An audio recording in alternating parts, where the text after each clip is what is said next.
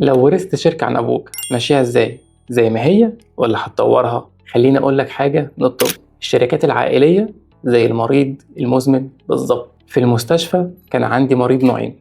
الأول المنضبط، بيجي كل 6 شهور، بيعمل التحاليل المطلوبة منه، بيظبط جرعاته، بيعيش صحة جيدة لسنين طويلة بإذن الله طبعا. التاني المهمل، اللي هو أنا كويس مش محتاج دكتور، ما بيعملش فحوصات، ياخد الدواء لما يحس بتعب بس، ومش بانتظام كمان، وبعدين ينهار فجأة. والشركات العائلية نفس القصة بالظبط. الشركات المنضبطة اللي هي بتعمل مراجعة دورية، متابعة أرقام، ضبط استراتيجيات، توزيع صلاحيات واضح، بتعيش وبتكبر. لكن المهملة، الشركات ماشية، مفيش داعي للتغيير، مفيش مراجعة، مفيش تطوير، بتنهار بهدوء والناس مش واخدة بالها. أنا موجود في شركة عائلية من 68، من 1968.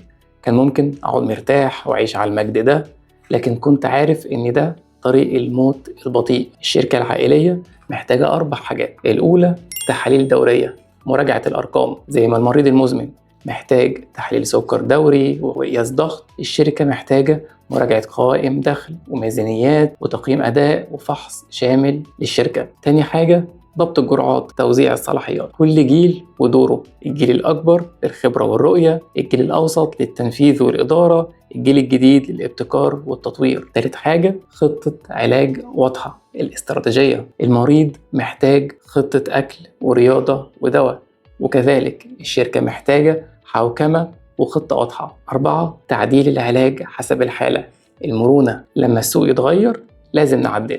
الشركات اللي بتموت بتفضل على نفس الخطة سنين كتيرة من غير تعديل. أنا في المستشفى كنت بتابع مريض الضغط والسكر كل زيارة، ودلوقتي في الشركة كل شهر براجع الأرقام وأشوف الأداء وأعدل لو لازم، وأتأكد إن الشركة بتكبر مش بس عايشة. شركات بدأت من عشرات السنين قدرت تعيش وتكبر، مش لأنها ورثت بس، لأ، لأنها تبعت وطورت واشتغلت باستراتيجية.